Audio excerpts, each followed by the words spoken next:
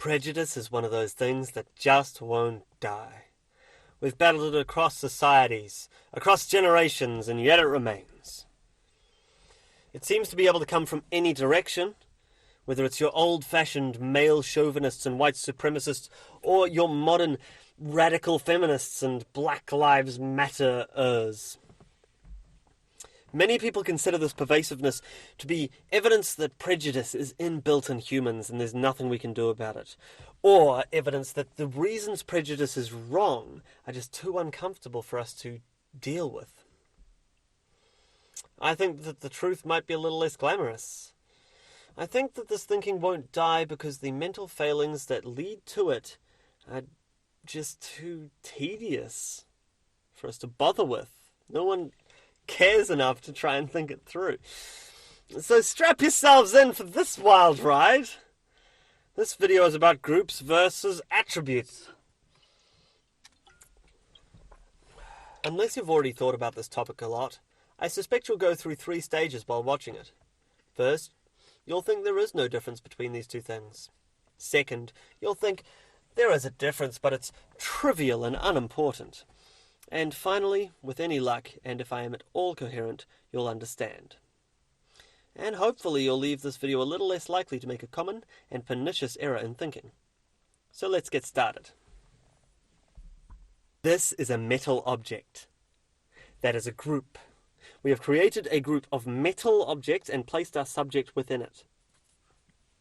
This object is made of metal. That is an attribute. We have our subject and we have listed one of its attributes. In this case, its material, which is metal. Now, I imagine you're at the first stage at this point. Didn't I just say the same thing twice? Surely an object made of metal and a metal object are the same thing. Yes, they are. Kind of. Sometimes. It depends. Look, let's look at some of the implications of the 2 different statements. First, our metal object. If we have our group of metal objects that we have placed our subject within, then we see that this example is rigid. We may well say that metal objects are rigid. We've created our group of metal objects and our attribute for that group, rigid, and we've applied the individual's attribute to the group. And this may serve us quite well for some time. Many objects that we find that are metal will also be rigid. But it's not going to be that long before we come face to face with a roll of aluminum foil. At that point we might say, sure, but the statement was still true because in general, metal objects are rigid. Okay, that's fine. But then it's not really 100% clear what we meant when we said metal objects are rigid, is it? Did we mean all objects that are made of metal happen to be rigid? Or that most do? Or that while most metal objects aren't rigid, the ones that are rigid are so rigid that it brings the average rigidity of metal objects up above the average rigidity of other objects? Or that most rigid objects are metal, even if most metal objects aren't rigid? Or even just that it's possible for a metal object to be somewhat rigid? How do we tell between those? The answer is we can't. And there are plenty of other things that saying metal objects are rigid could mean. But one thing should be clear to us, that talking about things in a group-oriented way is confusing, ambiguous, and can lead to constant overgeneralizations that are difficult to pin down after the fact. So what if we talked about objects as having A, the attribute of being metal, and B, the attribute of being rigid, and just looked at how those attributes are correlated? Well, we'd be totally unable to make that overgeneralization we did with our metal objects are rigid statement. Let's try it. Let's try create that generalization without just making another group. Continue to talk about attributes. So, objects made of metal are rigid. No, we created a group, objects made of metal. We want to talk about attributes. So, rigidity is common among objects made of metal. No, we created the group, objects made of metal. In fact, the only way to come close is to say something like, if it is made of metal, then it will be rigid. But that doesn't have the same wide variety of different meanings that the metal objects are rigid statement had. And in fact, if we find one example of a non-rigid metal object, then our attribute-oriented statement is disproven. I would suspect that you are now at the second stage. Fine, you might say. Groups make things a little more ambiguous, but speaking that way is just a useful simplification, and it works perfectly well for most, if not all, situations. Basically, the difference exists, but it isn't particularly important. Well, it's now I'd like to mentally migrate to an area where this difference has been quite important. And that area is race. More specifically, racism.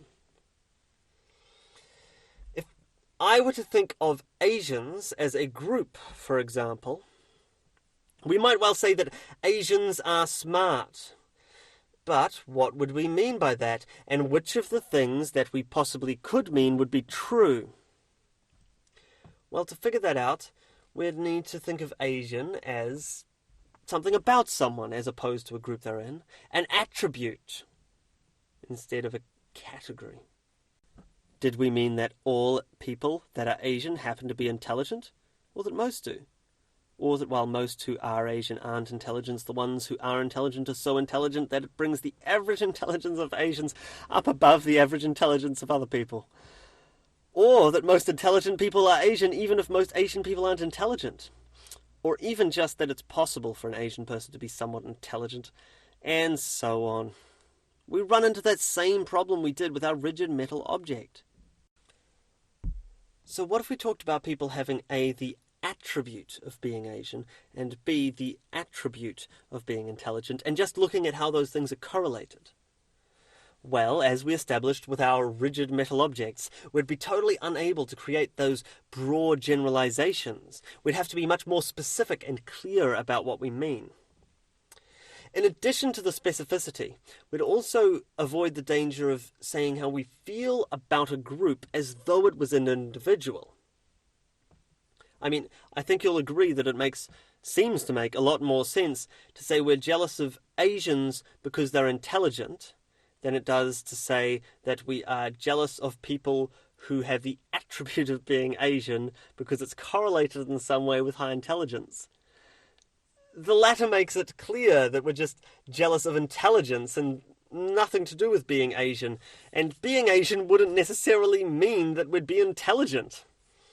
The former makes it seem like any Asian person who isn't intelligent is somehow hobbled, somehow not living up to their full potential as an Asian, which is crazy. People are as intelligent or as dumb as they are, and no more and no less.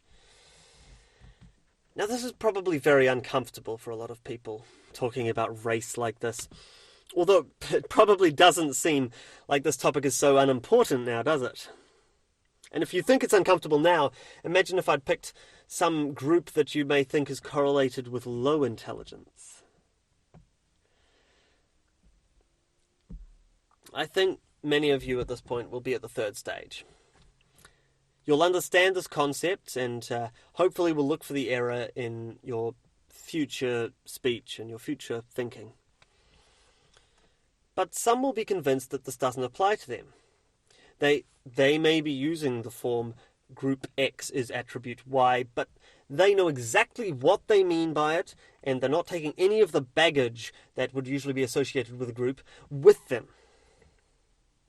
If this is you, then there's one more thought experiment I want to go through.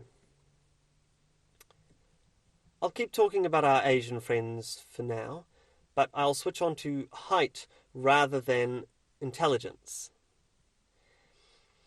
This is because people may rightly say that intelligence is complex and not simply genetic, whereas height is simply genetic and not complex. I mean, simply genetic, assuming that we have ideal nutrition and exercise growing up.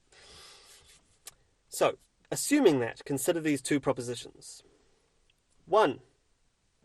Being Asian causes you to be short. 2.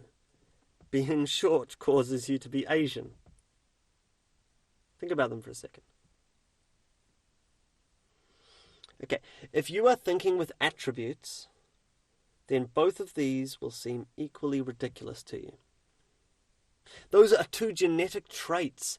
They are correlated, possibly, but one doesn't cause the other. However, if you think that statement 1 makes sense and statement 2 doesn't, or even the statement 1 makes more sense than statement 2, then you are thinking with groups. So stop it. Also, it's come to my attention that after watching this video, you may think that I'm saying you can't talk about groups. That's not what I'm saying. I just want to point out that talking about groups is ambiguous. If you're going to do it, make sure you know what you actually mean in terms of attributes, rather than just leaving it as the broad generalization. Make sure that if someone asks you to define it more specifically, that you could. That's all I need to say. Get out of my shitty Honda Fit. Bye.